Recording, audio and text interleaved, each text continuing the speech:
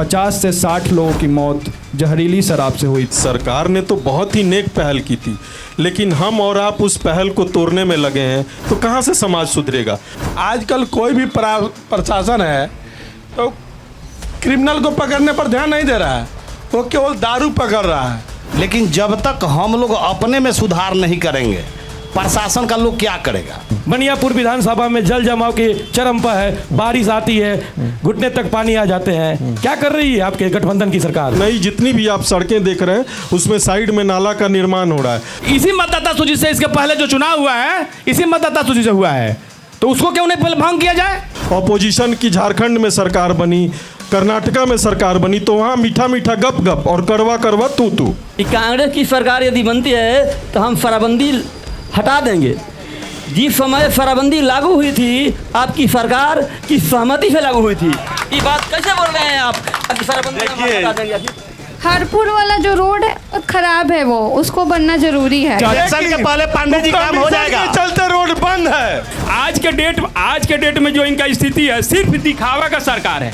कांग्रेस के कुशासन के अच्छे दिन किसी को चाहिए क्या? आपकी आवाज को सुनने आ रही है प्रभात खबर इलेक्शन एक्सप्रेस। देखते रहिए प्रभात खबर इलेक्शन एक्सप्रेस। नमस्कार, मेरा नाम अभिनंदन है और अभी हम लोग प्रभात खबर इलेक्शन एक्सप्रेस चला रहे हैं और ये अभी बनियापुर विधानसभा में पहुंची है जो छपरा ज़िला के अंतर्गत आता है। और यहाँ पे हम आपको बता दें प्रभात खबर इलेक्शन एक्सप्रेस के बारे में, हम लोग 3 जोन से इस गाड़ी को निकाले हैं, एक पटना से, एक मुजफ्फरपुर से और एक भागलपुर से। हम लोग 243 विधानसभा में जाएंगे, जहां 4 से 5 जगह, एक विधानसभा क्षेत्र में 4 से 5 जगह चौराहे पे चर्चा करेंगे। वहां आम लोगों से हम लोग समस्या के बारे में बातचीत कर रहे हैं, क्या मुद्दा है इस विधानसभा चुनाव में, उस पर बातचीत कर रहे हैं। और उसके बाद एक हर विधानसभा क्षेत्र में एक चौपाल लगा रहे हैं। जो चौपाल यहाँ पे अभी लगी हुई है, इस चौपाल में जनप्रतिनिधि आपके सामने होंगे, आप उनसे सवाल करेंगे। इस विधानसभा चुनाव में क्या आपकी समस्या है उसको इनके सामने रखेंगे और ये आपका जवाब देंगे। इसी क्रम में हम जो यहाँ पे जनप्रतिनिधि हैं उनको हम इनवाइट करना चाहते हैं, जो गेस्ट हैं यहाँ पे। तो मनोज सिंह जो हैं, जो केदारनाथ सिंह हैं यहाँ के विधायक, उनके प्रतिनिधि हैं। तो मनोज सिंह कृपया आप मंच तक आने का प्रयास करें। मनोज सिंह के बाद आनंद शंकर हैं जो भाजपा के यहाँ प्रतिनिधित्व करेंगे, आनंद शंकर जी आए। मणिभूषण ओझा हैं जो कांग्रेस का प्रतिनिधित्व करेंगे, यहाँ पे मंच तक आने का प्रयास करें। हरेंद्र सिंह हैं जो शिक्षाविद हैं और समाज सेवी भी हैं। हम लोग हर एक चौपाल में एक शिक्षाविद को लेकर चलते हैं जो अपनी राय रखते हैं। रितेश सिंह राजद से हैं, श्रवण कुमार जनसुराज से हैं।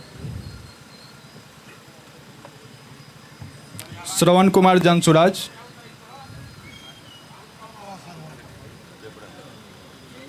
उधर बैठ।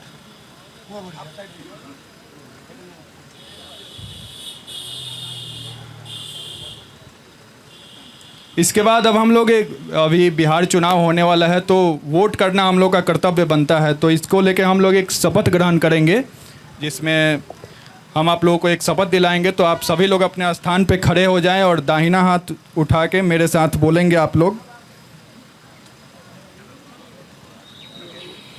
मेरी बातों को आप लोग दोहराएंगे। दाहिना हाथ ऊपर कर लें आप लोग।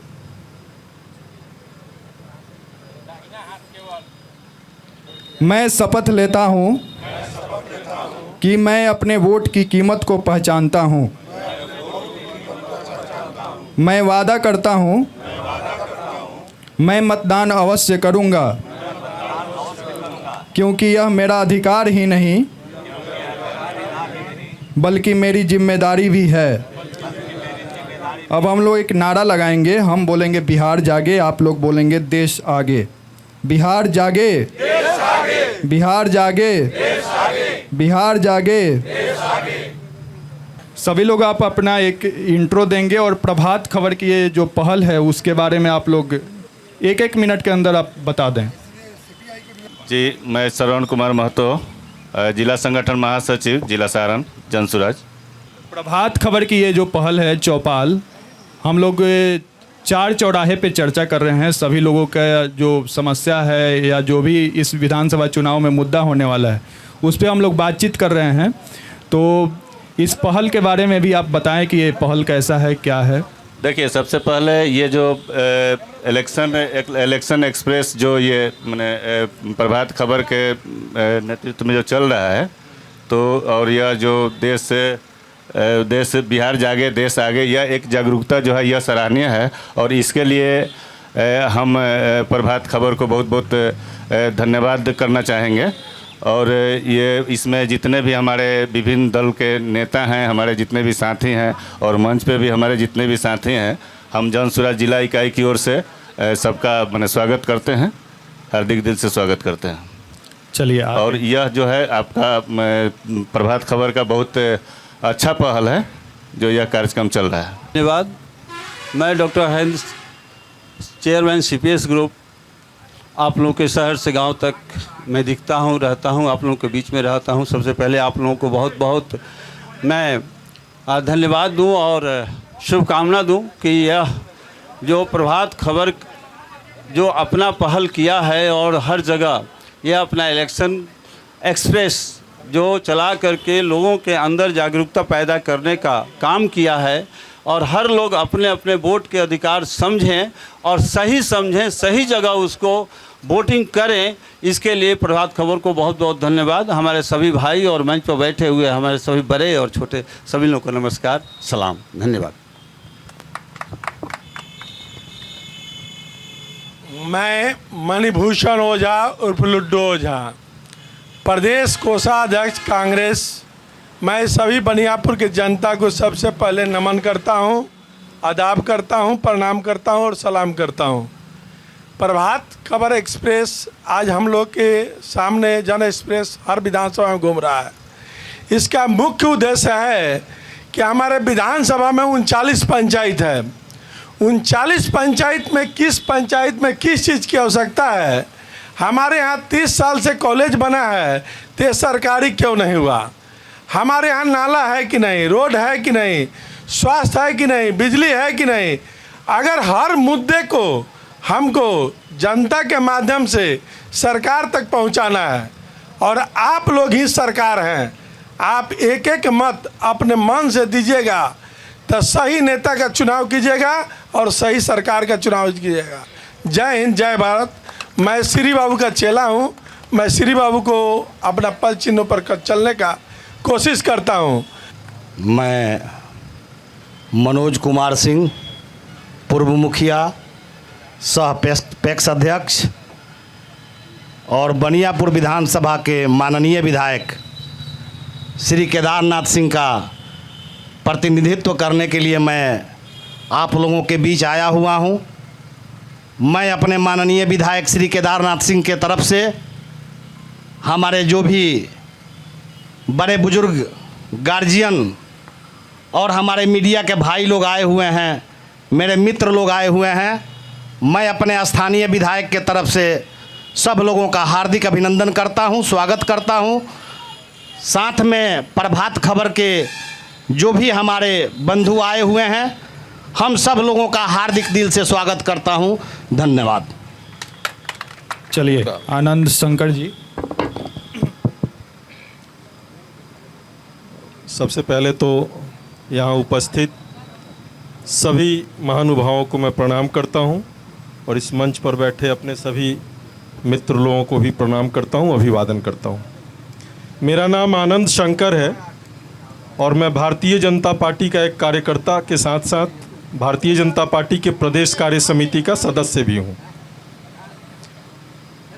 सबसे पहले मैं प्रभात खबर के इस बहुत ही महत्वपूर्ण और संवेदनशील पहल की सराहना करता हूँ कि भारत के लोकतंत्र के चौथे स्तंभ के रूप में इन्होंने जो एक लोकतांत्रिक व्यवस्था को लेके सामाजिक और स्थानीय मुद्दों को इस क्षेत्र में उठाने का काम किया है और यहाँ एक एक गली मोहल्ले नुक्कड़ पे जाके इन लोगों ने लोगों की जन भावनाओं को समझ के उसका सारांश निकालने के लिए जो ये चुनावी चौपाल लगाया है, इसके लिए प्रभात खबर के पूरी टीम को हृदय से साधुवाद, बधाई और धन्यवाद करते हुए यहाँ के स्थानीय पत्रकार, एक कुशल समाज सेवी भाई मंटू जी का भी मैं विशेष रूप से धन्यवाद देता हूं कि उन्होंने इस विपरीत परिस्थिति में भी यहाँ पर कल से लग के, परसों से लग के उन्होंने ऐसी व्यवस्था की है जहाँ पे सैकड़ों लोग उपस्थित हैं।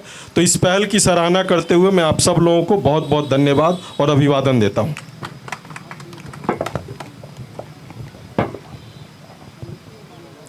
हम राष्ट्रीय जनता दल के तरफ से कार्यकर्ता के रूप में और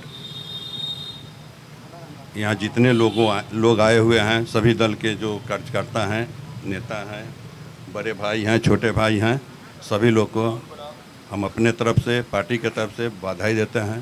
पहला काम बनियापुर विधानसभा में सबसे पहले जो प्रभात खबर न्यूज़ यह कार्यक्रम रखा है, पहला कार्यक्रम है।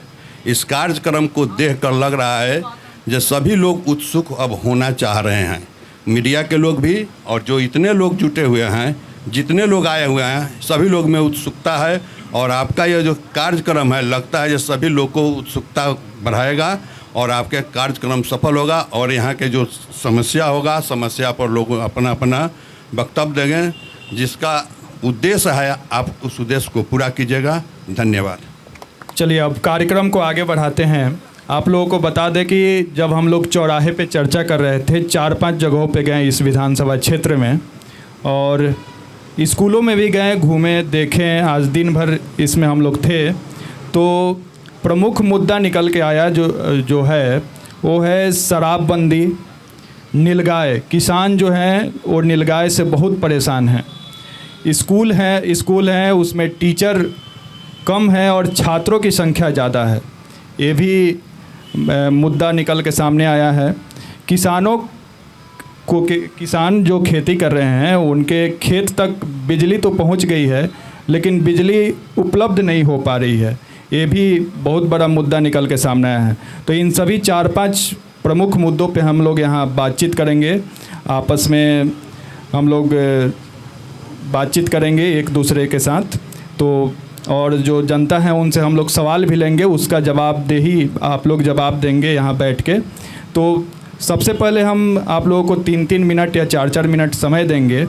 ये शराबबंदी का मुद्दा हर जगह हावी हो रहा है, तो इस पे हम लोग सबसे पहले राय लेते हैं आनंद शंकर जी से, जो वर्तमान सरकार में गठबंधन के साथ हैं, जदयू के साथ हैं। नीतीश कुमार का ये फैसला था शराबबंदी का, तो इस पे हम लोग आनंद शंकर जी का राय लेंगे, क्योंकि ये बहुत बड़ा मुद्दा है इस विधानसभा क्षेत्र में। मशरक इसी विधानसभा क्षेत्र में आता है और यहाँ लगभग 50 से 60 लोगों की मौत जहरीली शराब से हुई थी। तो आनंद शंकर जी आप इस पे अपना टिप्पणी दें। देखिए, आपने बहुत ही नेक और पवित्र मुद्दा चुना है। निश्चित रूप से ये चौपाल यहाँ के राजनीतिक और सामाजिक तथा स्थानीय मुद्दों को लेकर है, जिसमें एक बहुत ही महत्वपूर्ण मुद्दा है जिसको आपने उठाया है, शराबबंदी का। शराबबंदी वास्तव में बहुत ही नेक पहल थी मुख्यमंत्री जी की, और नेक पहल है भी। निश्चित रूप से इससे लाखों करोड़ों लोगों को लाभ मिला है, उनके पारिवारिक स्थिति में सुधार हुआ है। रोज़ के जो आपातकाल स्थिति बनते थे घर में, परिवार में, निचले तबके में, उससे काफ़ी सुधार हुआ है और बहुत सुधार की आवश्यकता भी है। इस पहल का सबसे बड़ी जो चूक है वो चूक सामाजिक स्तर पे हो रही है। सरकार ने तो अपना काम किया, लेकिन हम इस सरकार के प्रतिनिधि के रूप में, एक आम जन के रूप में, इस नेक और पवित्र पहल को कैसे सुचारू रूप से लागू होने दें, इस पे हम लोगों का भी कर्तव्य और दायित्व बनता है। हम मजदूर वर्ग के लोग जो थे बोल रहे थे कि मैं तो एक कॉल में अभी शराब मंगा दूंगा। पहले तो कम दाम में पीता था, अब तो ज़्यादा देना पड़ता है। जितनी मेरी कमाई हो रही है उसका 70 से 75% हिस्सा मैं शराब में दे रहा हूँ दिन भर का। तो ये सब मुद्दा निकल के आ रहा है और मेरे सामने वीडियो है, वो लोग खुल के बोल रहे हैं कि आप अभी बोलिए, अभी एक कॉल में शराब मंगा दूंगा। मैंने कहाँ तक से बिल्कुल आपकी बात को मैं दोहराते हुए कह रहा हूँ कि सरकार ने तो बहुत ही नेक पहल की थी, लेकिन हम और आप उस पहल को तोड़ने में लगे हैं। हम इस समाज की जो कुरीति है उस कुरीति को नहीं मिटाने चाह रहे हैं, तो कहाँ से समाज सुधरेगा। समाज सुधारने का ठेका सरकार का ही नहीं होता है, हम सब लोगों का दायित्व होता है, कर्तव्य होता है कि सरकार ने अगर कोई नेक पहल की है तो हम उस पहल में सरकार का साथ दें, हम सब मिल के एक दूसरे को मदद करें। अब जिस आपने कहा कि किसी व्यक्ति ने कहा हम कॉल पे मंगा देंगे। तो कॉल करने वाला भी हमारे और आपके बीच का ही है, और डिलीवरी देने वाला भी हमारे और आपके बीच का ही है। ये उसका भी दायित्व बनता है, और नहीं तो ऐसे लोगों के ऊपर सख्त से सख्त कार्रवाई होनी चाहिए। ये मेरा। मणिभूषण जी, आप क्या कहना चाहते हैं? मैं ये बात कहूँगा कि नीतीश सरकार ने दारूबंदी बंद कर दिया, ठीक है, लेकिन 5 में जब दारूबंदी 16 में बंद हुई है, 5 में जब नीतीश कुमार की सरकार आई तो हर ब्लॉक में एक दारू की दुकान हुआ करती थी। उन्होंने पंचायत स्तर पर दारू खोलवाए क्यों? और सबको पीने को सिखा करके और उन्होंने दारू बंद कर दिया। ये सिमिलर सरकार चला रहे हैं, ये करप्शन का अड्डा है। आप जो पूछ रहे हैं क्वेश्चन, 5 में उनकी सरकार बनी, आप उसके पहले का ग्राफ निकाल के देख लीजिए। हर ब्लॉक में एक दारू की दुकान होती थी, उसके बाद हर पंचायत लेवल पर एक एक दुकान उन्होंने खुलवा दिया, और खुलवाने के बाद दारू बंद कर दिया। जब आप कुछ खाना पीना सीख लीजिएगा तो नहीं मिलेगा तो जहरीली शराब नहीं पीजिएगा। तो उनको तो हर जगह टैक्स बांधना है। आजकल कोई भी प्रशासन है तो क्रिमिनल को पकड़ने पर ध्यान नहीं दे रहा है, वो केवल दारू पकड़ रहा है। कहाँ पियक्कर है? अब गरीब जनता ताड़ी पी के बैठल है तो उसको जाइएगा, मुंह में थर्मामीटर लगाइएगा, ले आके बंद कर दीजिएगा। लाखों लोग अभी जेल में हैं। इसलिए हमारी जब सरकार आएगी तो सबसे पहले हम दारू खोलेंगे। मनोज जी, आप विधायक प्रतिनिधि है, आप अपने विधानसभा क्षेत्र में आपके विधायक इस शराबबंदी का जो आपके नीतीश कुमार की जो शराबबंदी है, तो इस पे आप कैसे देखते हैं, क्या करते हैं आप? विधायक से भी बहुत शिकायत है और लोग बोल रहे हैं कि विधायक तो क्षेत्र में दिखते ही नहीं है। देखिए, विधायक जी जितना क्षेत्र में देखते हैं, विधायक जी दूज का चांद हो गए। नहीं, ऐसा बात नहीं है। हर गांव, हर चौराहे पर जब भी जहां देखिएगा वहां विधायक जी आपको नजर आएंगे। किसी भी फंक्शन हो, किसी का कोई बारात हो, कोई मर गया हो, कोई पानी में डूब गया हो, कल देखिए 10 जगह उनका कार्यक्रम हुआ है। प्रतिदिन 2, 4, 5 जगह उनका कार्यक्रम होता है। कहने से नहीं होगा, आप कम से कम फेसबुक पर देखिए, कहीं देखिए, स्थानीय लोगों से पूछिए कि दिखते हैं कि नहीं। स्थानीय लोग से ही हम पूछ के आ रहे हैं तो दिखते हैं। ऐसा आरोप गलत है। लोग का जो कथन है, कल देखिए ना, पिठौरी में गए हुए थे, आपको रजौली में गए हुए थे, सिहोरिया में गए हुए थे, पिरौटा में गए हुए थे, सारे जगह उनका भ्रमण हुआ है। शराबबंदी को आप कैसे देखते हैं? देखिए, शराबबंदी सरकार तो बंद किया है, लेकिन जब तक हम लोग अपने में सुधार नहीं करेंगे, प्रशासन का लोग क्या करेगा? कैसे सुधार किया जा सकता है? सुधार किया जा सकता है कि जब प्रशासन को कोई खबर करता है कि यहाँ दारू का बिक्री हो रहा है, और उसी जगह का लोग खबर करने वाला जब प्रशासन जाता है तो कहता है कि यहाँ दारू नहीं बिचता है। प्रशासन क्या करेगा? सरकार क्या करेगा? आप अपने में सुधार कीजिए ना, अपने आप शराब बंद हो जाएगा। आप ही के गांव में, हमारे गांव में शराब बिकता है, उसको सारे लोग मिल के हम लोग विरोध करेंगे, शराब बंदी हो जाएगा। प्रशासन जाता है, सब लोग कहता है यहाँ दारू नहीं बिकता है। क्या करेगा सरकार? आप बताइए, सरकार क्या करेगा? सरकार का इसमें क्या गलती है? हमारे देखने से तो सरकार का कोई गलती नहीं है। किसान बोल रहे हैं कि बिजली खेत तक नहीं, बिजली का तार तो पहुंच गया लेकिन बिजली उपलब्ध नहीं हो पा रही। देखिए, सभी जगह तार पोल का व्यवस्था हो गया है, कहीं कहीं कनेक्शन चालू भी है, हर जगह लोग पटवन भी कर रहा है। जहाँ कनेक्शन चालू है वहाँ 3 से 4 घंटे ही बिजली उपलब्ध हो पा रही। देखिए, बिजली का जो शिकायत है, तो जितना बिजली उपलब्ध होगा उतना ही ना आपको मिलेगा। एक्स्ट्रा कोई बिजली उत्पादन तो यहाँ नहीं होता है। जितना बिजली है उतना आपको दिया जाता है, कृषि के लिए दिया जाता है, पब्लिक को दिया जाता है। अब एक्स्ट्रा जो किसान लोगों का शिकायत है, तो हर खेत में बिजली का तार दौड़ गया है, कनेक्शन भी हो गया है, आप पटवन भी चालू है, एक आध जगह नहीं गया है कनेक्शन, तो उस पर भी काम प्रगति पर है। रितेश जी, आप अपनी राय रखें। इसी शराबबंदी, नीलगाय, किसानों की खेती। देखिए, जो शराबबंदी का जो कानून आया है, एक तरह से गलत नहीं है, शराब नहीं पीना चाहिए, लेकिन शराब जो लोग पी रहे हैं, तो गांव के जो भी डेली कमाने वाले लोग हैं, संपन्न लोग हैं, वही लोग शराब पीते हैं, वही लोग शराब मंगाते हैं। अब उसका खामियाजा जो लेने वाला है और जो ढोने वाला है वो भुगत रहा है। इस सरकार में 1,35,000 लोग जेल में हैं अभी तक। 1,42,000 केस हुआ है, जिसमें लगभग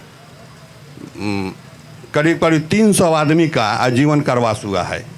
सरकार जो पॉलिसी बनाया है, हम नहीं कहते हैं कि गलत पॉलिसी है, लेकिन शराब घुस रहा है बिहार में, ये प्रशासन और सरकार इसमें विफल है। इसको रोकना चाहिए जब बिहार में सरकार शराब नहीं घुसे, ताकि लोग जहरीली शराब और शराब नहीं, तब उनका उद्देश्य सही होगा। दूसरी बात आप बोल रहे हैं नीलगाय वाला। नीलगाय की जब मुख्यमंत्री के पास हमारे एक पूर्व के नेता आदरणीय प्रभुनाथ बाबू ने मुद्दा उठाया था, तो नीतीश कुमार इसको मजाक में उड़ा दिया। बोला जब प्रभुनाथ बाबू आए थे तो नीलगाय का बात कर रहे थे। आज नीलगाय बिहार के लिए समस्या बन गया है। कोई भी खेती करने वाला व्यक्ति से पूछ लीजिए, एक नीलगाय के चलते जो भी हरा चीज़ जो हम लोग किसान गरीब आदमी उगाता है, नहीं उगा रहा है, जिसके चलते मार्केट में आप भी सब्जी खरीदने जाते होंगे, 40 रुपये से कम का सब्जी नहीं आता है। तो उस पर उनको ध्यान देना चाहिए था। दूसरा ध्यान देना चाहिए था उनको, जो स्कूल है, स्कूल में जो लोग हैं, टीचर की कमी नहीं है। स्कूल में 35 बच्चे पर एक टीचर है। कोई ऐसा स्कूल नहीं है जिसमें टीचर कम है, लेकिन मॉनिटरिंग सही नहीं होने के कारण टीचर जो हैं अच्छा शिक्षा नहीं दे रहे हैं, और बच्चा लोग को हम लोग जैसा संपन्न लोग भेज दे रहे हैं सरकारी स्कूल में, इसलिए देख रेख नहीं हो रहा है। अगर हम लोग के बच्चा अगर सरकारी स्कूल में पढ़े तो स्वाभाविक है कि गांव के लोग, जिसका बच्चा पढ़ेगा वो अपने बच्चा पर ध्यान देगा और स्कूल की स्थिति अच्छा हो जाएगी। चलिए, जनसुराज से श्रवण कुमार जी हैं। आपका जो चुनाव चिन्ह है वो स्कूल का बस्ता है, और यहाँ विधानसभा क्षेत्र में हम लोग घूम रहे थे तो टीचर कम है और छात्रों की संख्या ज़्यादा है। समय समय पे कक्षा का संचालन नहीं हो पा रहा है, ये सब मुद्दा निकल के आया है। तो आप शिक्षा व्यवस्था को कैसे देखेंगे, कैसे उसको आगे बढ़ाएंगे, इस पे आप अपनी टिप्पणी दीजिए। देखिए, शिक्षा व्यवस्था जो है वो तो मैंने पूरी ध्वस्त है पूरे बिहार में, और हम जो है, मेरा चुनाव चिन्ह है स्कूल का बैग है, बस्ता है। तो चूँकि इसलिए है कि यह जनसुराज बिहार में बेहतर शिक्षा की व्यवस्था करेगा, चूँकि इसलिए यहाँ पे जो है प्रत्येक इसका अपना लक्ष्य है कि एक प्रखंड में नवोदय जैसा 5-5 विद्यालय खोलने की बात जनसुराज के पास है, और इसका विजन भी है। और चूँकि 5 साल का समय अगर जनसुराज को मिलता है तो एक वर्ष में तो 5 विद्यालय उस तरह के नहीं हो पाएंगे, लेकिन निश्चित रूप से एक वर्ष में एक विद्यालय प्रत्येक प्रखंड में, यानी एक वर्ष में 700 नवोदय की तरह विद्यालय बनाया जा सकता है। इस तरह का मैंने स्रोत इसके जनसुराज के पास या सरकार के पास है। जनसुराज उसको लागू करेगा। और एक चीज़ है कि चूँकि कारण भी है कि सरकार हमारे शिक्षक महोदय क्या करें। एक तो जो मिडिल स्कूल प्राइमरी स्कूल है उसको मिडिल स्कूल किया गया, और मिडिल स्कूल जो है उसको हाई स्कूल किया गया, हाई स्कूल को 10+2 किया गया। तो उसमें अगर हम 5वां तक अगर मेरा शिक्षा है तो हम 10वां के बच्चों को कैसे पढ़ा पाएंगे, ये सोचने वाली बात है।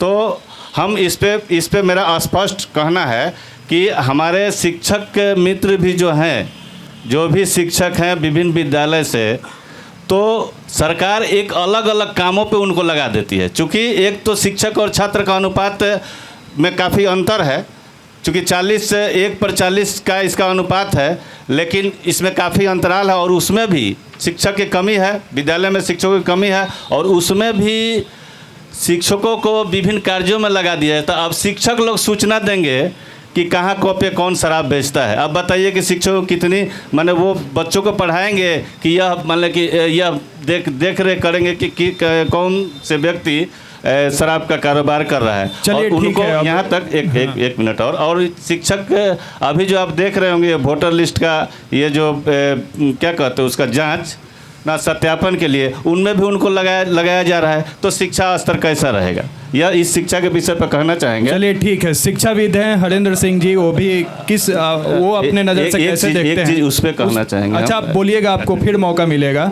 हरेंद्र सिंह जी की राय हम लोग ले लें इस विधानसभा क्षेत्र के। और उसके पहले एक और जानकारी दे दूं, हमारे साथ अभिषेक पांडे हैं जो दिन भर थे हम लोग के साथ, वो भी हैं, तो वो भी जुड़े हैं हम लोग के साथ, जनता के बीच में हैं। वो भी उधर से कुछ अपनी बातों को रखेंगे और आप लोगों से रूबरू होंगे। चलिए हरेंद्र। जहाँ तक शिक्षा की बात हो रही है और जितना बातें मैंने सुना कि प्राइमरी स्कूल हो गया तो उसको हाई स्कूल कर दिया गया, +2 कर दिया गया, ये जितना भी स्कूल कॉलेज कर दिया जाए, यह बात तब तक ठीक नहीं होगी, यह शिक्षा व्यवस्था तब तक ठीक नहीं होगी जब आप वो शिक्षक, जिस शिक्षक की नियुक्ति हुई है, जो शिक्षक शिक्षण कार्य के लिए आए हैं और वो बैठकर जो काम कर रहे हैं, उनके अंदर जितनी बातें डिफरेंसेस हो रही है कि ये गेस्ट टीचर हैं तो ये हमारे प्राइमरी टीचर हैं, तो रेगुलर टीचर हैं, तो ये हम बीपीएससी से आए हैं, उनका तो एक अलग सी बात हो रही है। यह जितनी असमानताएं हैं, जब तक ये समान रूप से हम शिक्षक हैं, हम जिस स्थिति में आए हैं, हमारी अपनी एक मोरल होनी चाहिए। हमारी बात हो गई कि मैं प्राइमरी शिक्षक हूं और यदि मैं आ गया हूं तो हम क्या पढ़ाएंगे, बच्चे को कैसे मोटिवेट करेंगे, कैसे उसको एक नैतिक शिक्षा देने के कार्य करेंगे, कौन से प्लान करके कहाँ हम आएंगे और कब पढ़ाएंगे और उसका फीडबैक क्या लेंगे। जब तक इस तरह की मानसिकता किसी भी शिक्षक में नहीं आएगी तब तक शिक्षा व्यवस्था आपका ठीक होने वाली नहीं है। और रही सरकार की बात, तो यहाँ कहीं ना कहीं शिक्षा में परेशानी हो रही है। जितने तरह की जो डिफरेंसेज हो रही है, यदि एक तरह के शिक्षक हो जाए तो शायद वो भी फीलिंग ख़त्म हो जाएगी। और जब वो चलते हैं तो उनका भी, उन शिक्षक को भी देखिए, हमारे बहुत शिक्षकविद हमारे बैठे हुए हैं, हमारे प्रिंसिपल साहब हैं जोगिंदर पांडे जी, बहुत पूरे समय निकाल दिए। शिक्षक जब चलते हैं तो लगता है कि वो शिक्षक हैं। आज के शिक्षक जब चलते हैं और जब टी शर्ट और कट जो ड्रेसेज पहन कर चलते हैं तो बच्चों को क्या पढ़ाएंगे और क्या करेंगे, वो खिचड़ी दें, पोशाक दें, साइकिल दें, कोई फर्क पड़ने वाली नहीं है। हरेंद्र जी आगे भी बात करेंगे। जी हरेंद्र जी आगे भी बात करेंगे इस पर। मैं तमाम सवाल सुन चुका हूं, तमाम जवाब सुन चुका हूं और बात चली है, मैं बहुत देर से सुन रहा था। इसी बीच में एक मनोज जी ने बात बोली, मुझे थोड़ी बहुत हंसी भी आई, उस पर भी विषय पर बात करेंगे कि नेताजी को देखना है तो आप फेसबुक पर देख लीजिए। क्या चुनाव फेसबुक पर होता है? जी मनोज जी, चुनाव फेसबुक पर नहीं होता है। फेसबुक पर नहीं होता है जी, धरातल पर होता है जी। तो मैं धरातल का बात कहा, अगर आप धरातल पर हमारे नेताजी नहीं दिखाई देते हैं तो कम से कम फेसबुक चला कर देख लीजिए। धरातल पर तो सारे पब्लिक को दिखाई देते हैं। सर हम आज अगर धरातल पर दिखाई नहीं देते तो लगातार 4 बार विधायक हुए हैं जी, लगातार जीत दर्ज किए हैं जी। 8 बजे पब्लिक के बीच में रहे तब किए। 8 बजे सुबह से हमने निकले हैं, प्रभात खबर की पूरी टीम निकली है, यहाँ तक हम मशरक भी गए हैं। यहाँ आप आपके मशरक में ही बैठते हैं विधायक जी, लेकिन नहीं दिखे हैं। मैं दावे के साथ कर सकता हूँ, और जितने भी वहाँ पर पब्लिक थे वो किसी पार्टी से, किसी दल से नहीं थे, ना किसी का चश्मा लगाए थे, फिर भी नहीं दिखे हैं। आप बात कर रहे हैं फेसबुक पर दिखते हैं। इस तरह का शिकायत आप जो सुन कर आए हैं तो हमको तो मनगढ़ंत कहानी लग रहा है। जो फेसबुक ऐसा ही विधायक हैं, यही केदारनाथ सिंह विधायक हैं जो हर जगह दिखाई देते हैं। ठीक दिखाई देते हैं, इस पर हम ले लेते हैं ओझा जी से, दिखाई देते हैं लेकिन पलट जाते हैं। विधायक का मतलब क्या होता है? यहाँ पर सभी जनता बैठे हुए हैं। विधायक का मतलब होता है एक सदस्य। हम भी एक ब्लॉक के, हमारी मैडम प्रमुख हैं, तो हम 35 ठो बीडीसी हैं। तो जब 243 ठो विधायक हैं, हमारे बनियापुर का मुद्दा ले जा करके विधानसभा में रखेंगे तब ना। आप जिस तरह पूछे कि फेसबुक से दिखाई देते हैं, जब 5 साल से कॉलेज के सेक्रेटरी हैं तो एक भी टीचर का पेमेंट क्यों नहीं मिला?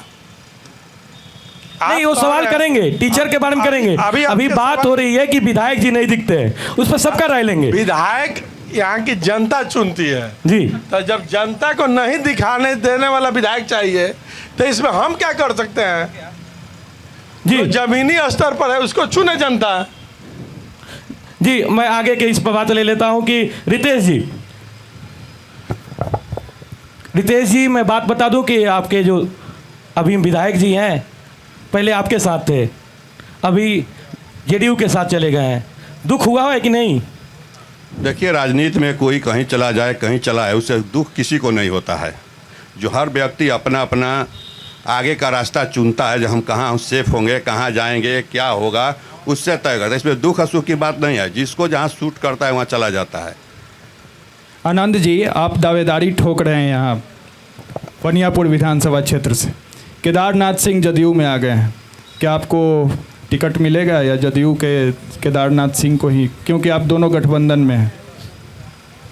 देखिए, आपके सवाल का जवाब देने से पहले मैं कुछ राजनीतिक मर्यादाओं की बात करना चाहता हूँ। जी।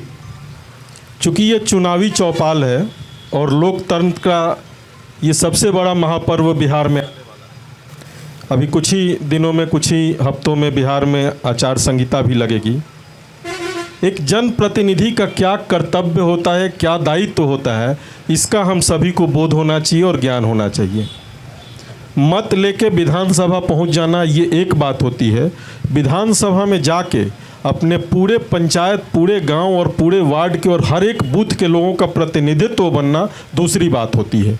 हम लोगों को ऐसा नेता चुनना चाहिए जो वोट लेके विधायक बनने के बाद सभी लोगों को एक समान देखे। उसमें न जात होना चाहिए, न धर्म होना चाहिए, न अपने पोलिंग एजेंट होने चाहिए, न दूसरे के पोलिंग एजेंट होने चाहिए। जब वो विधायक बन जाते हैं या सांसद बन जाते हैं तो वो सभी लोगों के होते हैं। तो ये कुछ नैतिक मर्यादाएं हैं जो हम सभी जनप्रतिनिधियों को या जो चुने हुए जनप्रतिनिधि हैं उनको समझना चाहिए। रही बात आपने प्रश्न किया, तो मैं आप सब लोगों को बता दूं कि हमारे आज के जो विधायक जी हैं वो जदयू में नहीं है, वो आज भी राजद के ही विधायक हैं। इसलिए इस गलतफहमी में आप लोग ना रहें कि विधायक जी जदयू के हैं, वो राजद के विधायक हैं और राजद में अभी आपके आरजेडी वाले ही स्वीकार किए हैं। अभी क्या यहाँ पे बैठे कोई व्यक्ति बता सकते हैं कि विधायक जी ने जदयू ज्वाइन किया है? हाथ उठा के बताइए। नहीं, आपके आरजेडी ने स्वीकार किया है। आरजेडी के स्वीकार करने से बात नहीं है। अभी मिनट मुखिया जी बता दूं, क्या मेरे सवाल का जवाब आप भी हाँ ना में दीजिए। क्या विधायक जी ने राजद छोड़ा है? तो फिर बात खत्म। हम भारतीय जनता पार्टी के कार्यकर्ता। एक मिनट, मेरा एक बात सुन लीजिए। जी जी जी। विधायक जी अपने किसी चैनल पर बोले हैं जहाँ परिवार रहेगा वहीं हम रहेंगे, परिवार को छोड़ नहीं सकते हैं, परिवार जहाँ चला परिवार को तो गए हुए बहुत दिन हो गया, क्यों नहीं आ गए? छोड़े ही हुए हैं ना। तो इसलिए देखिए, अभी यहाँ पर हम लोग बहुत ही साफ सुथरी बात करने आए हैं। तो जो वर्तमान स्थिति है उसका सामना करने में जरा सा भी झिझक नहीं होना चाहिए। आज के विधायक जी राजद के विधायक हैं, इसमें कहीं कोई अतिशयोक्ति नहीं होनी चाहिए। कल क्या होगा ना आप जानते हैं ना हम जानते हैं। रही बात आपका दूसरा प्रश्न था चुनावी दावेदारी का, तो चुनावी दावेदारी कहीं से भी कोई गलत बात नहीं है। मैं भारतीय जनता पार्टी का पिछले 27 वर्षों से सिपाही हूँ और एक कार्यकर्ता के रूप में बनियापुर में भी पिछले 14 वर्षों से काम कर रहा हूँ।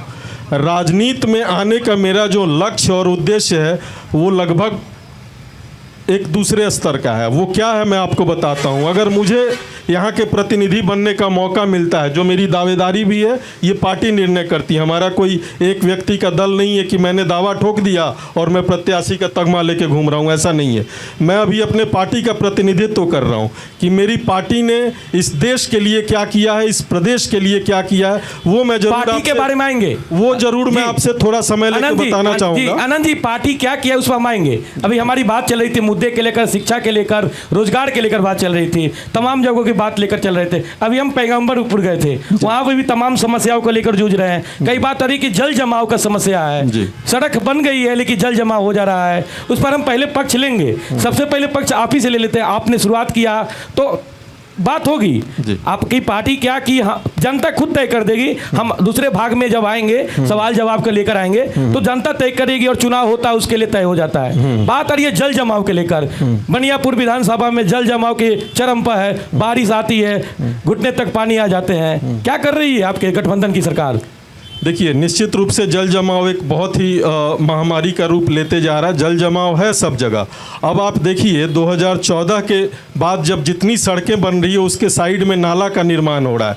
नाला से पानी कैसे निकाल के, चंवर का पानी कैसे निकाल के और बड़े नदी में गिराया जाए, इसकी सरकार भी पूरी तरीके से इसका एक ब्लूप्रिंट बना के तैयार कर रही है। और नई जितनी भी आप सड़कें देख रहे हैं उसमें साइड में नाला का निर्माण हो रहा है। तो आने वाले समय में इस जल जमाव से हम लोगों को निश्चित रूप से मुक्ति मिलेगी। और जितनी राजनीतिक बात आप कह रहे हैं, मैं उसमें कुछ और ऐड कर देना चाहता हूं कि मेरी पार्टी का वो एक महत्वपूर्ण मुद्दा तो है ही, और भी बहुत सारी चीज़ें मैं अगर गिनाना चाहूँ 1 से लेकर 100 तक, तो पुराने जितने पाप रहे हैं उसको साफ करने में बहुत समय लगता है। धीरे धीरे हम एक एक करके उन चीज़ों को एनकाउंटर करते जा रहे हैं। और आने वाले समय में जैसे एक बच्चा जब बालिग हो जाता है, 18 साल 20 साल का हो जाता है, तब वो अपना निर्णय ले, लेकिन ये स्वतंत्र हो जाता है, या उसके अंदर एक ऐसी मजबूत बुनियाद बन जाती है कि उसके ऊपर इमारत बने तो वो एक मजबूत होता है। वैसे ही बिहार में हम लोग अब एक बालिग हो गए। पिछले 20 साल से हम लोगों को एक बहुत ही पिछड़ा और बहुत ही दिशाहीन बिहार मिला था, उसको सींचते सींचते हम लोगों ने इस मुकाम पे ला दिया है कि रनवे तैयार है, अब टेक ऑफ लेने की बारी है। सरवन जी, जल जमाव की समस्या है, जन सुराज पार्टी आपकी आ गई है, लगभग देखा जाए जो गमछा पहने हैं साल भर पुराना गमछा हो भी गया है, तो बात हो रही है आपने 5 निश्चय लेकर आए हैं। मैं देख रहा था कई जगह गया हूँ, अब कई लोगों के झोपड़ी पर पीला पेंट भी कर दिए हैं। चलिए ठीक है, उस समय गरीबी के कम से कम तो पीला पेंट तो हो गया, लेकिन आप सुराज में जो 5 लिख रहे हैं उस पर कितने दवा ठोकते हैं? 2025 में अगर सरकार जनता का समर्थन मिला, बिहार का जनता का, इस बनियापुर के सम्मानित जनता का अगर से ये मिला समर्थन, तो निश्चित रूप से 5 पर खरा उतरेगा जनसुराज। क्या है 5 आपका निश्चय योजना क्या है? 5 निश्चय योजना में एक तो इसमें यह है, एक मैं यहाँ क्लियर कर दूं, जनसुराज का पैम्पलेट वाला बात मत बोलिएगा, विधानसभा के लेकर 5 काम बताइए बनियापुर विधानसभा के लिए। जी, तो चूंकि जो चीज़ बनियापुर के जो लोगों का जो समस्या है, तो एक यहाँ से अगर प्रतिनिधित्व जनसुराज का होता है तो निश्चित रूप से उनके हर समस्या के साथ जनसुराज। पहले समस्या आपको पता है बनियापुर में क्या समस्या आपको पता है? बहुत सारा समस्या है, बताइए जी। समस्या तो लगातार है कि अभी आप देखेंगे कि यहाँ पे बनियापुर में मैंने उतना रुपया लगाकर एक हॉस्पिटल का उद्घाटन हो चुका है। कितना रुपया जी? उतना रुपया कितना रुपया? मैंने करोड़ में है। ठीक जी, तो उतना लगा के और उतना अच्छा हॉस्पिटल खोला गया, लेकिन अभी उद्घाटन होने के बावजूद भी उसमें किसी तरह का सेवा नहीं मिल पा रहा है लोगों को, बनियापुर की या बनियापुर की जनता के लिए यह दुर्भाग्य है। और यहाँ ठीक हरेंद्र जी, अस्पताल खुल गया है लेकिन इलाज नहीं हो रहा है। देखिए, शिक्षा आपके पास मैं आऊँगा, अब आऊँगा दादा, मैं आपके पास आऊँगा। शिक्षा हो या स्वास्थ्य हो, ये तब तक अच्छा नहीं होगा जब उसके भ्रष्टाचार को समाप्त आप नहीं करेंगे, और उसके लिए आपका सख्त कानून होना चाहिए। कानून कमी और लूंज पूंज होने की वजह से सारे परेशानी। अभी 2 दिन पहले आप सुने होंगे कि यहाँ पर एक एसपी साहब ने एक इंस्पेक्टर को उनको सब इंस्पेक्टर बना दिया है 1 साल के लिए। ऐसा कानून होना चाहिए। गलती हो सकती है, मानवता के आधार पर मानवीय भूल हो सकती है, लेकिन उसका सुधार और उसका एक्शन बहुत ही फास्ट होना चाहिए। यदि ऐसा नहीं होता है तो कभी सुधरने वाला नहीं है। आज 65 बोर्ड काम कर रहे हैं एजुकेशन में, 65 तरह का बोर्ड पूरे देश में चल रहा है, और यही वजह हो रही है कि कहीं की भी पढ़ाई कहीं फिट नहीं हो रहा है, कहीं के NCERT किताब नहीं लग करके वहाँ के प्राइवेट से लग रहे हैं, और ये बोर्ड कौन है तो ये बोर्ड कौन है। कोई भी बच्चा यदि एग्ज़ाम देने जा रहा है तो वहाँ NCERT बेस्ड क्वेश्चन आ रहे हैं, और जहाँ पर ये चीज़ नहीं हो रही है वहाँ पर बच्चे फेल हो रहे हैं, वही चीज़ पा नहीं पा रहे हैं। इसलिए भ्रष्टाचार को समाप्त करना होगा।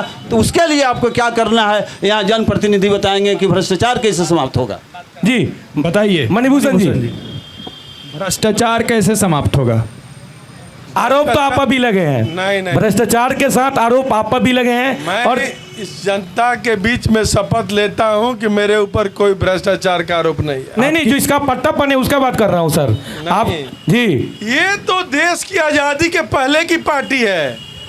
पूरा देश आज़ाद हुआ 1947 में, और 1946 में बिहार आज़ाद हुआ, जिसका प्रमाण है कि श्री बाबू प्रथम चीफ मिनिस्टर बने।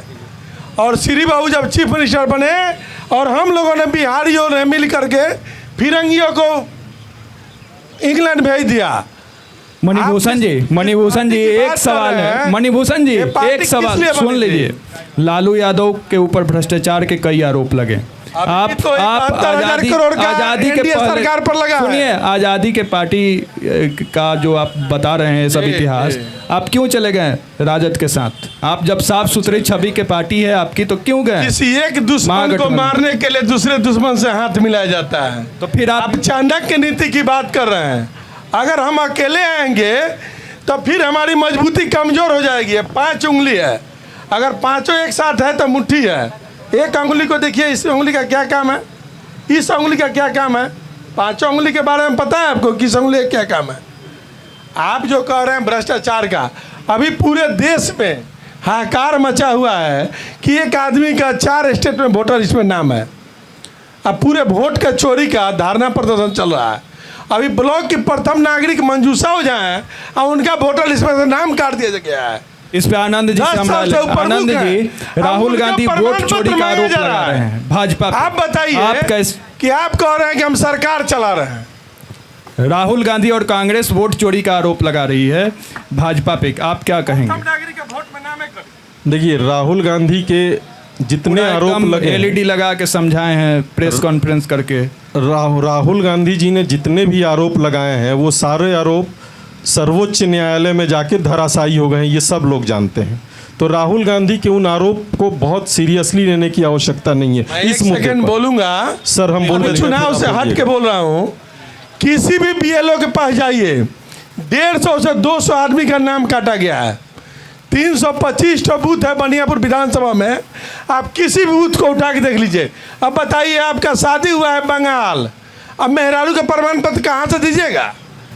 अब वही आधार पर आपका जन्म प्रमाण पत्र बन रहा है, आनंद जी को बोलने दीजिए। खुल रहा है, आनंद जी बोल रहे आधार हैं। मोदी जी मानिए नहीं रहे। मणिभूषण जी, आनंद जी का पक्ष रखने दीजिए। इस देश में लोकतंत्र चलता है और लोकतंत्र की एक स्वायत्त संस्था है जिसका नाम है चुनाव आयोग। चुनाव आयोग इस पूरे विश्व के जितने भी विकसित लोकतांत्रिक देश हैं जहाँ पे चुनाव होता है, उन सब लोग कभी ना कभी अपने देश के चुनाव आयोग से सीखने आते हैं और हमारे चुनाव का जो मानक है, जो मानदंड तय हुआ है पूरे विश्व में, उसको सभी लोगों ने वरीयता दी है। तो चुनाव आयोग एक स्वायत्त संस्था है। आप लोगों को मोदी फोबिया से बाहर निकल के चुनाव आयोग ने जो मानक तय किए हैं उसको अक्षरशः देखना चाहिए और सोचना चाहिए। क्यों नहीं आपका कोई BLO जाके उस पर आपत्ति दर्ज कर रहा है कि इनका नाम नहीं है, तो क्यों नहीं है? एक बात। दूसरी बात कि जो उसके 11 बिंदु तय किए गए हैं कि 11 प्रमाण पत्र देने हैं, उसमें आधार कार्ड नहीं है। इसके पीछे बहुत बड़ा कारण है। कारण क्या है? आप देख लीजिए, जितने भी सीमांचल के जिला हैं वहाँ अगर 100 वोटर हैं तो 140, 150, 160 आधार बना हुआ है। इलेक्शन कमीशन का स्टेटमेंट है कि आपका स्टेटमेंट है? ये यहाँ के एक सरकार का स्टेटमेंट है और इलेक्शन कमीशन का भी स्टेटमेंट है। आप इलेक्शन कमीशन का वेबसाइट खोलिए। सीमांचल के उसने जिक्र किया है? हाँ, सीमांचल में उसमें जिक्र किया गया नहीं 4 जिले का। नहीं किया है। रितेश जी कुछ बोलना चाहते हैं? एक बार मुझे बात खत्म कर लेने दीजिए, बात कंप्लीट कर लेने दीजिए। ये सरकारी एक आंकड़ा आया है, तो अगर आधार कार्ड की प्रामाणिकता पे कहीं कहीं डाउट हुआ है तो अगर हमारे पास और भी प्रमाण है दिखाने को, अगर यहाँ के प्रथम महिला मंजूषा जी का नाम कटा है तो मैं भी इस पे आपत्ति दर्ज करता हूँ, क्योंकि वो यहाँ की प्रमुख हैं। लेकिन जो चुनाव आयोग ने मानक तय किया है उनको एक सिंपल प्रमाण देना है, उनका नाम इनरोल होगा। इसमें चुनाव आयोग कहीं भी त्रुटि करता है तो चुनाव आयोग इसका दोषी है। मंजूषा ओझा तो पढ़ी लिखी हैं, तो अपने मायके का अपना मैट्रिक का सर्टिफिकेट दे दी। जो औरत अनपढ़ है, गुजरात गई हुई अपने पति के साथ काम करने के लिए, अब पूरा परिवार, और उसके घर पे ताला लगा हुआ है, वो छठ होली दिवाली आती है, जीविका चलाती है, उसका नाम क्यों कट गया? ठीक है, रितेश जी, कहीं ना कहीं अगर उनका नाम जुड़ा होगा, जो व्यक्ति यहाँ है अगर उसका नाम जुड़ा है ना, कट गया है, तब तो उस पर बात है। जो यहाँ रह ही नहीं रहा है, लाला जी, जो यहाँ से 28 परिवार में 2800 परिवार का नाम, कागज तो दिखाना पड़ेगा। अगर कोई फर्जी वोटर बना है या डबल वोटर बना है या 2 एपिक नंबर लेके चल रहा है, वो नहीं चलेगा। आनंद जी, फिर पारदर्शिता तो लानी पड़ेगी। रितेश जी कुछ बोलना चाहते हैं? सबसे पहले हम पूछना चाह रहे हैं, राहुल जी सवाल कर रहे हैं चुनाव आयोग से, बीजेपी क्यों जवाब दे रही है? यहाँ के लोग नहीं, यहाँ के नेता क्यों जवाब दे रहे हैं? जवाब तो इलेक्शन कमीशन को देना चाहिए ना। आप उसमें क्यों उछल रहे हैं? वो तो आपके वोटर के साथ भी हो रहा है ना। तो एक मिनट भैया, जो उन्होंने सवाल उठाया है, मेरी बहू के, हमारे अपने बहू के पास उसका वोटर लिस्ट में नाम कट गया है। उसका कारण है उसके बाप का और मातारी का नाम वहाँ नहीं है। वो लोग बाहर रहता था, कलकत्ता रहता था।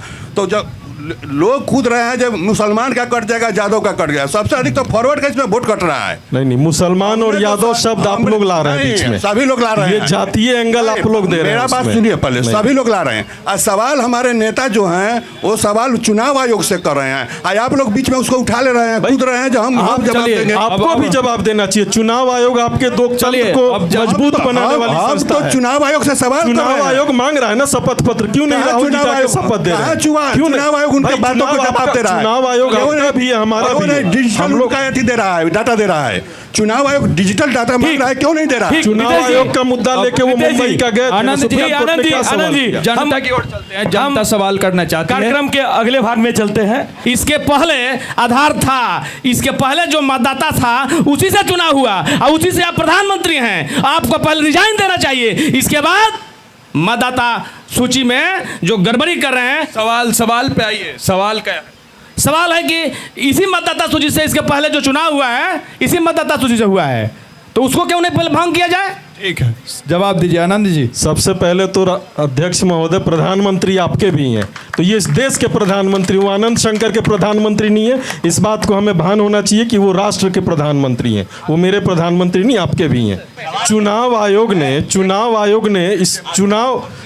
आयोग इस देश की बहुत ही एक प्रतिष्ठित संस्था है, लोकतंत्र का बहुत ही मजबूत एक स्तंभ है चुनाव आयोग। चुनाव आयोग ने अगर कुछ निर्णय लिया है, उसी चुनाव आयोग के उसी निर्णय के तहत ऑपोजिशन की झारखंड में सरकार बनी, कर्नाटका में सरकार बनी, तो वहाँ मीठा मीठा गप गप और कड़वा कड़वा तू तू।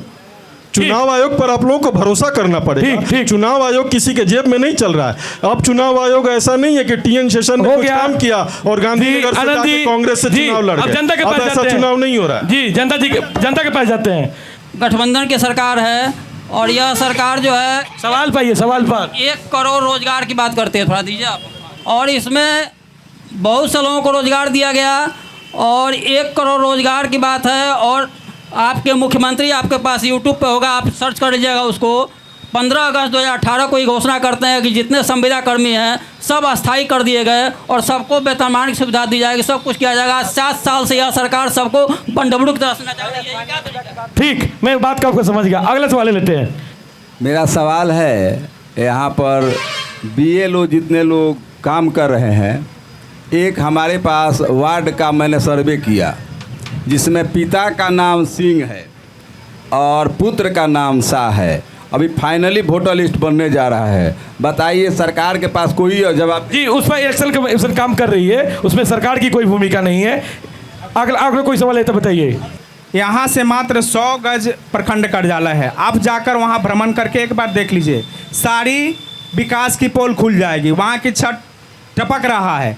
प्रखंड की विकास की जो राशि है फ्लो होती है पंचायत तक, किसी भी स्थानीय पंचायत में चल जाइए, वहाँ आपको नल में जल नहीं मिलेगा।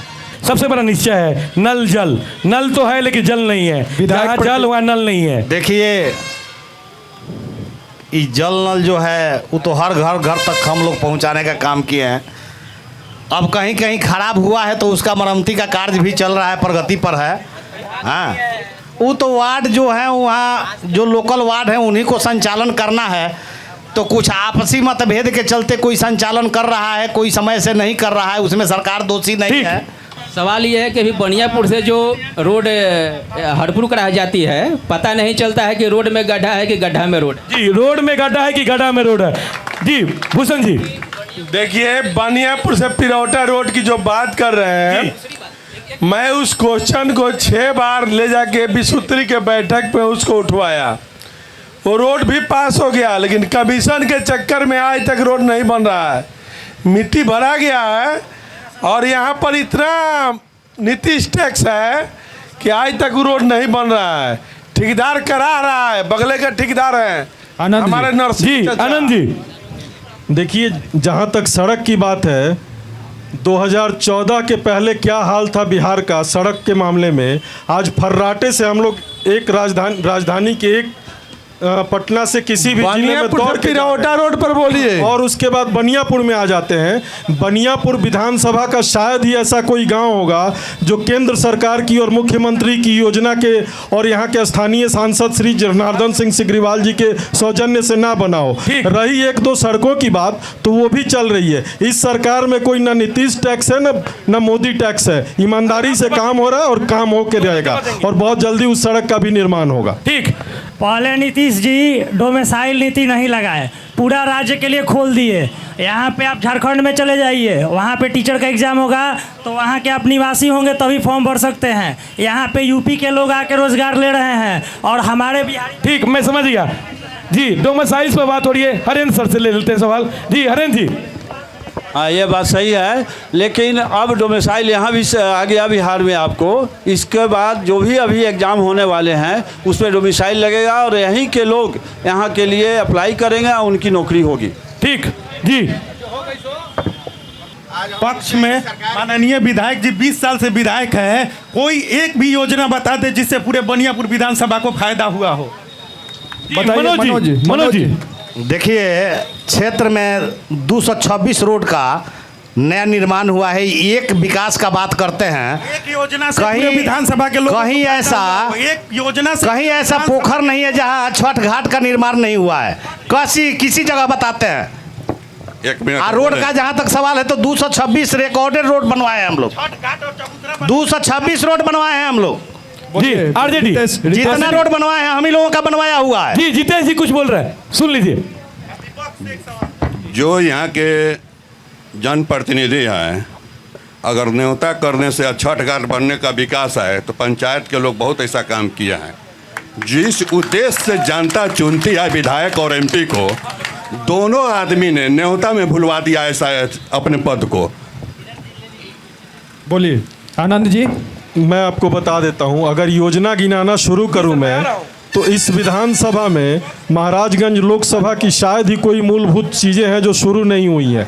चाहे वो सड़क से लेकर हो, अच्छे रेलवे स्टेशन, रेलवे का विस्तार हो, नेशनल हाईवे का विस्तार हो, चाहे वो सेंट्रल स्कूल आया हो, एक से एक गली में सड़कें बनी हो। तो मैंने क्या कहा, एक बहुत मजबूत बुनियाद यहाँ खड़ी हो गई है।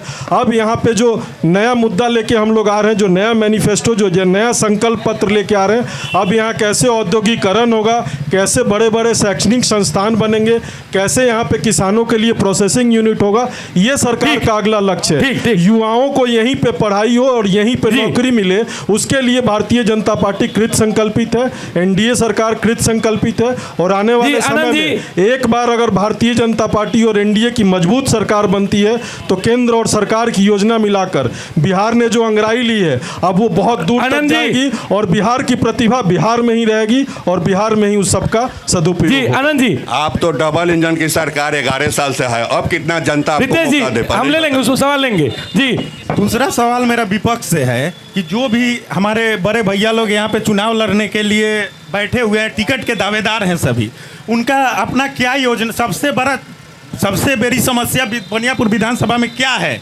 और उसको निदान करने के लिए, निपटाने के लिए उनका क्या कार्य योजना? ठीक, इसमें हम बात करेंगे। मैं आपसे बता दूं कि हम प्रोग्राम के खत्म होने से पहले ब्लूप्रिंट भी लेते हैं।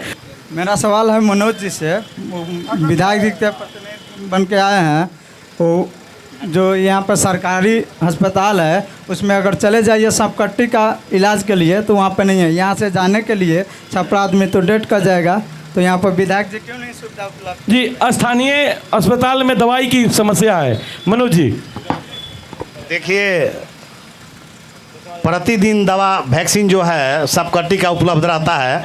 अभी आप हमारे जो प्रभारी हैं उनसे भी आप बात करिए, मेरे हॉस्पिटल में अभी वैक्सीन उपलब्ध है, अभी वैक्सीन उपलब्ध है।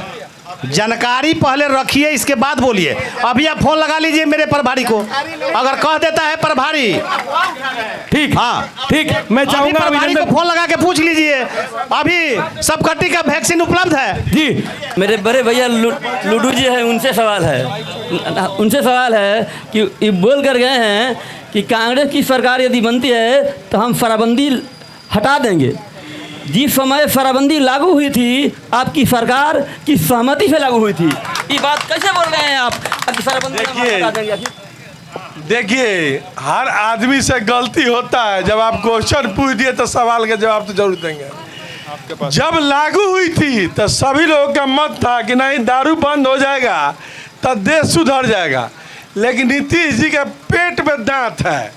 उन्होंने सोच समझ के पहले हर पंचायत में दारू का दुकान खोलवाया, खोलवा के सबको पीने का सिखाया, और उसके बाद कह रहे हैं कि दारू बंद कर दीजिए। हरपुर वाला जो रोड है वो खराब है, वो उसको बनना जरूरी है मनोज जी, क्योंकि हम लोग टीचर हैं, आने जाने में बहुत दिक्कत होता है। मनोज जी पेशे से शिक्षक है, इनको आने जाने में दिक्कत होती है।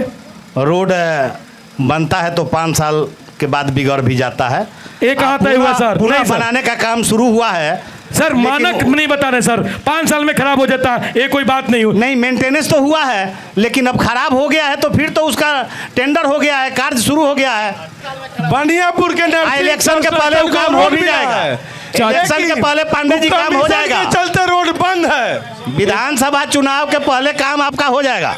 बनियापुर रेफरल हॉस्पिटल का उद्घाटन हुए 3 महीना हुआ, अभी तक चालू क्यों नहीं हुआ? उद्घाटन का मतलब क्या होता है, जरा हमको बताइए। मनोज जी, मनोज जी, इस पे सवाल हुआ है, एक चीज और, बार बार ये उठ के आ रहा है। एक चीज और, हम पक्ष और विपक्ष, अध्यक्ष जी, उद्घाटन का मतलब क्या होता है? पक्ष और विपक्ष जी, उद्घाटन हुआ है तो पुराना जो हॉस्पिटल हम लोगों का है उसमें धीरे धीरे शिफ्ट हम लोग कर रहे हैं। डॉक्टर का व्यवस्था है, सारा व्यवस्था है, उसमें जांच मशीन लगा हुआ है, उसमें अल्ट्रासाउंड का बिहार के लोग, बिहार के मशीन का व्यवस्था और क्या ये चाहते हैं? ताला बंद है। के लोग नहीं, ताला बंद है। धीरे धीरे शिफ्टिंग हो रहा है।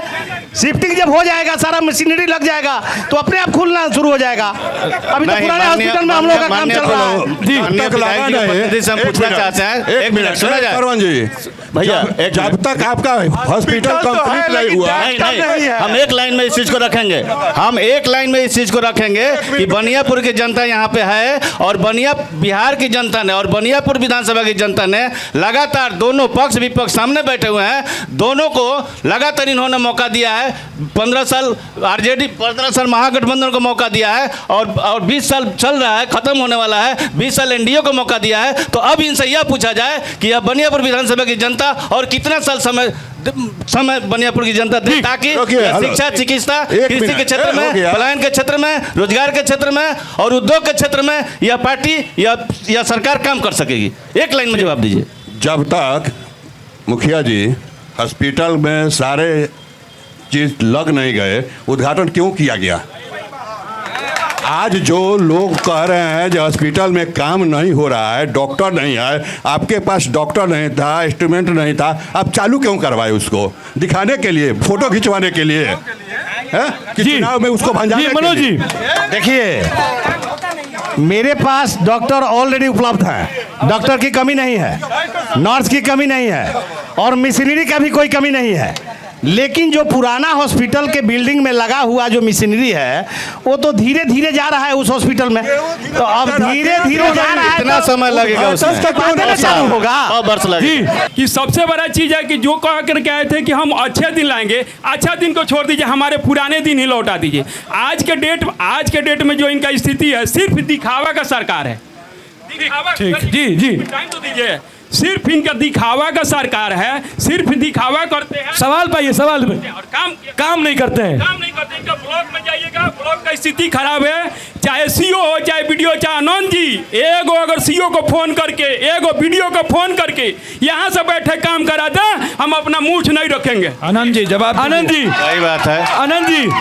आनंद जी मूछ कब आता गया है? सुनिए एंकर महोदय, सवाल से ज़्यादा समय जवाब का जरूर दीजिएगा, बीच में मत डिस्टर्ब। जी ठीक। भगवान न करे कि कांग्रेस का वो दिन फिर से वापस आए। कांग्रेस के कुशासन के अच्छे दिन किसी को चाहिए क्या? बोलिए आप लोग। जो अभी 2014 से जो अच्छे दिन आए हैं, मैं एक एक करके काम गिनाना शुरू करूं क्या? पूरे विश्व को जिन जिन लोगों को आपने चिट्ठी लिख के दिया कि मोदी जी का वीज़ा बैन कर दीजिए, वो मोदी जी को विश्व का सर्वाधिक सर्वश्रेष्ठ अपने देश का पुरस्कार दे रहे हैं। ये अच्छे दिन है।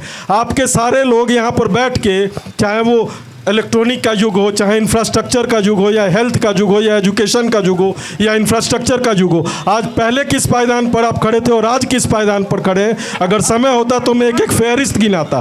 सो कांग्रेस के पुराने दिन तो कोई वापस नहीं चाहेगा। ये अच्छे दिन जो आए हैं आज 2006 में आपने सदन में सरवन जी, मैं आपको बोलने दूंगा जी, मैं आपको बोलने दूंगा। आप थोड़ा सा रुक जाइए। बहुत आप जब जिस दिन सहभागिता में आइएगा उस दिन ज़्यादा समय लीजिएगा। अभी मुझे सवाल पूछा गया, बताने दीजिए। मुझे थोड़ा समय दीजिए कि केंद्र सरकार ने अच्छे दिन लाने के लिए क्या क्या किया। यहाँ स्थानीय मुद्दे पर बात कीजिए। तो इन्होंने स्थानीय मुद्दे, सवाल स्थानीय मुद्दे का तो आपने नहीं पूछा था, आपने अच्छे दिन का पूछा। तो अच्छे दिन का अच्छे दिन में बनियापुर नहीं आता है? बिल्कुल आता है जी। तो बनियापुर में बात कीजिए। आप देखिए ना, छपरा से बनियापुर आने में पहले 3 घंटा लगता था। सुनिए ना, पहले छपरा से बनियापुर आने में 5 घंटा लगता था, अब 20 मिनट में लोग आते हैं। ये अच्छे दिन है। पहले बनियापुर से छपरा जाके देश के किसी कोने में जाने के लिए एक आधा ट्रेन होती थी, आज दर्जनों ट्रेन चल रही हैं। ये अच्छे दिन है। बनियापुर से पटना 1.5 घंटे में पहुंचा जाता है, पहले दिन भर लगता था। एक गांधी सेतु होता था, आज 4 वैकल्पिक रोड हैं जाने के लिए। एयरपोर्ट की सुविधा हुई है। बिहार में अलग अलग एयरपोर्ट बन रहा है। ये अच्छे दिन है। तो अच्छे दिन अगर ये प्रेजुडिस माइंड से आए हैं तो इनके तो अच्छे दिन किसी को नहीं चाहिए। इसी का नतीजा है कि आप देश से भी निकाले गए और बिहार से भी निकाले गए। इसी का नतीजा जी। अंतिम हम अपने कार्यक्रम के चरण में हैं और मैं शुरुआत करना चाहूँगा कि सरवन जी, आप अपने पार्टी के लेकर और जन स्वराज के लेकर बात कर रहे हैं। बनियापुर विधानसभा में आगामी चुनाव के लेकर क्या ब्लूप्रिंट रहेगा अगले 1 मिनट में? मेरे पास समय की सीमा है, मैं माफ़ी के साथ बोलता हूँ, कम शब्द में आप जवाब दीजिए।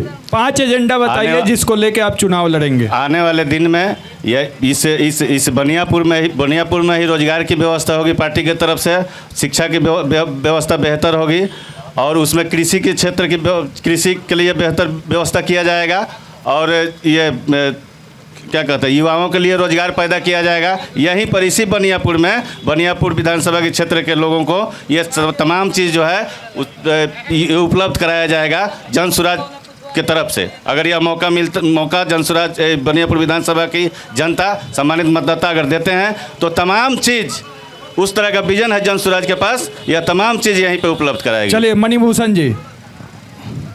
हमारे बिहार में 243 विधानसभा है। अगर बनियापुर विधानसभा का बात कर रहे हैं, हाँ बनियापुर का बात कर रहे हैं आपसे जी। अगर बनियापुर की जनता ने हमको अधिकार दिया तब बिहार के मानचित्र पर होगा बनियापुर। और रोजगार प्लान की अगर बात नहीं करेंगे तो 1.5 लाख फैक्ट्री बैठेगा गुजरात में, और महाराष्ट्र में, हरियाणा में। अब बनियापुर में एक सुई का कारखाना भी नहीं लगेगा।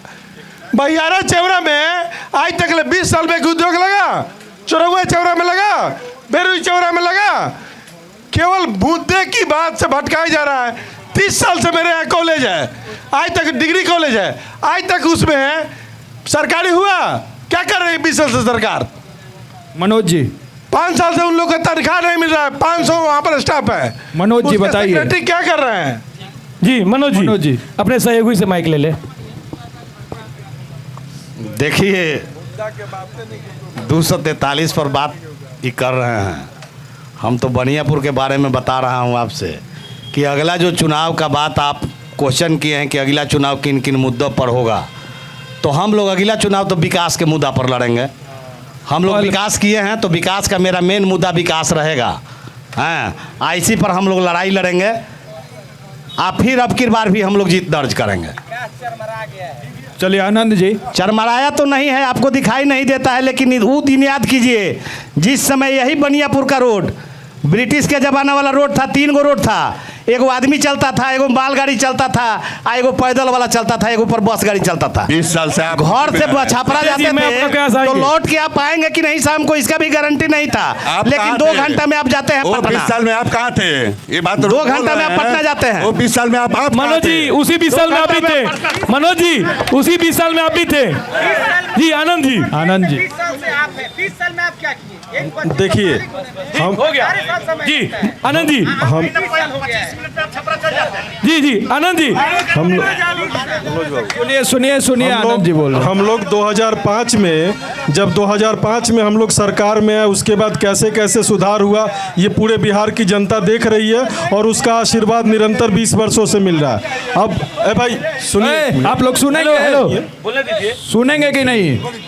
अब जो अगला मुद्दा है, अगर भारतीय जनता पार्टी का एक कार्यकर्ता होने के नाते अगर मुझे ये मौका मिलता है तो मैंने इस बनियापुर को लेके एक बहुत ही संकल्प पत्र के रूप में एक ब्लूप्रिंट तैयार किया हुआ है, क्योंकि एक पूरा का पूरा इंफ्रास्ट्रक्चर मेरे साथ तैयार है। अगर मुझे मौका मिलता है तो बनियापुर में कैसे समृद्ध बनियापुर हो, कैसे संस्कारी बनियापुर हो, कैसे शिक्षित बनियापुर हो और कैसे एक सुसंस्कृत और युवाओं के लिए एक बनियापुर गढ़ बने, एक मानक के रूप में उभरे, ऐसा बनियापुर की परिकल्पना लेके मैं आप लोगों को आश्वस्त करना चाहता हूं कि चंवर विकास मेरे प्राथमिकता में, और वो कैसे होगा इसका ब्लूप्रिंट केंद्र के पास भी है और बिहार के पास भी है।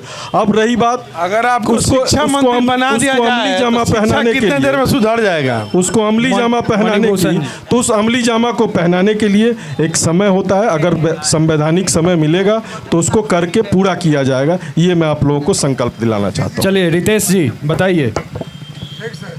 बनियापुर जो विधानसभा है, हमारे जो सरकार जो बनेगी, हमारे तेजस्वी जी जब मुख्यमंत्री बनेंगे तो उनका विजन है, और जो वो विजन बनाए हुए हैं उसमें बनियापुर भी एक नंबर पर आएगा। देखिए, विधायक कोई भी हो, हम बन जाए, दूसरा बन जाए, पूर्व में है, वर्तमान में है, किसी को कोई पावर नहीं है जब तक सरकार अपना विजन नहीं लाएगी जो हम ये करेंगे। जैसे हम विधायक हैं, आज हम मुखिया हैं, इंदिरा आवास नहीं आएगा तो हम अपने घर से देंगे। सरकार विजन बनाता है, जो मेरा पार्टी विजन बनाया है उससे एक एक व्यक्ति के पास मेरा जो विकास है पहुंचेगा, जिसमें माई बहन मान योजना, आपको 500 का सिलेंडर, 1500 वृद्धा पेंशन, अनेकों जो विजन है अभी आया हुआ है, उसको हम लोग लेके अपने विधानसभा में चुनाव लड़ेंगे। हाँ, 200 यूनिट बिजली फ्री है, बहुत ऐसे योजना है, उसी के आधार पर बनियापुर में चुनाव लड़ा जाएगा। चलिए हरेंद्र जी, आप शिक्षाविद हैं और समाज में भी रहते हैं, तो आप यहाँ जनता की समस्याओं को भी सुने हैं, तो इसका एक कंक्लूजन दे दीजिए। मैं यही बात कहूँगा कि जितने भी हमारे यहाँ जनप्रतिनिधि बैठे हुए हैं या कोई भी विधायक या एमपी यहाँ होते हैं, एक ही बात मैं बता दूं कि कौन ऐसे व्यक्ति हैं, सभी लोग करेंगे कर क्या रहे हैं। मैं ये कहूँगा कि कौन ऐसे व्यक्ति हैं जो जनप्रतिनिधि हो, जो अपने पैकेट से और अपने दम पर कुछ लोगों का रोजगार दे दिया हो।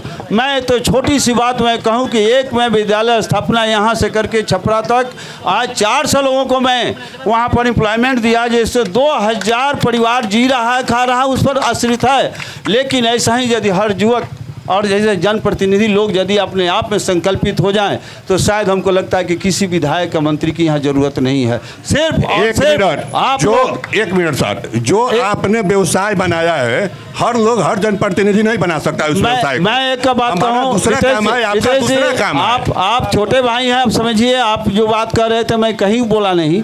आप क्यों नहीं कुछ ऐसे करके अभी तक दिखा दिए? आप व्यवसाय हम बनाए हैं, आप व्यवसाय, सरकार तो सब कुछ कर रही है शिक्षा पर, क्यों बच्चे भागे फिर रहे हैं? क्यों गार्जियन का विश्वास नहीं हो रहा है? हमारे पास क्यों लोग आ रहे हैं? जितना कुछ भी मैं ले रहा हूँ उससे ज़्यादा अधिक देने का प्रयास कर रहा हूँ। मैं नहीं कहता हूँ कि सब कुछ मैं दे रहा हूँ, लेकिन प्रयास मैं कर रहा हूँ। ऐसे हमारे नौजवान 13 करोड़ आज के डेट में 9 करोड़ हमारे नौजवान साथी हैं। कौन ऐसा सरकार है जो सारे लोगों को नौकरी दे सकती है?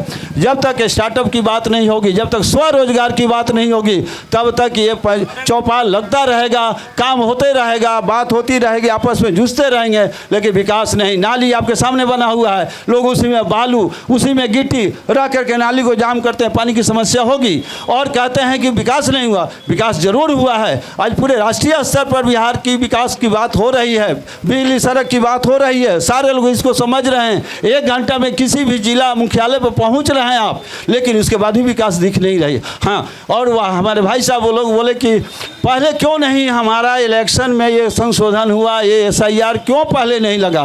कोई भी चीज़ का एक समय होता है।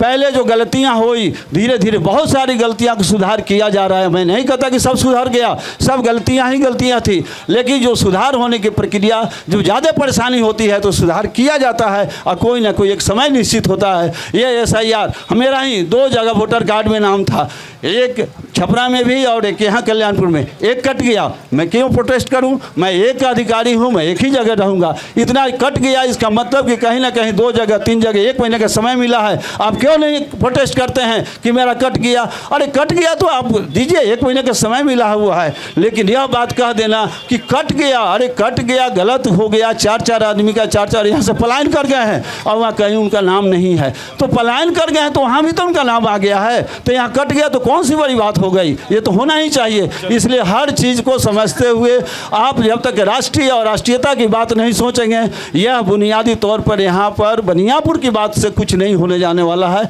आपका सोच होना चाहिए राष्ट्रीयता, भारतीयता, इस पर होना चाहिए। इससे ज़्यादा कुछ नहीं हम कहेंगे। धन्यवाद, धन्यवाद, धन्यवाद। ठीक है, ठीक है। चलिए अब कार्यक्रम को समाप्त करते हैं। अब अगली चौपाल हमारी तरैया विधानसभा में लगेगी और वहाँ पे हम लोग बातचीत करेंगे और जनता की समस्याओं को सुनेंगे। यहाँ भी जनता अपने प्रश्न को रखी और यहाँ के जनप्रतिनिधि जवाब दिए। चलिए अब कार्यक्रम को समाप्त करते हैं। धन्यवाद। प्रभातखबर.com, विश्वास वही, रफ्तार नहीं।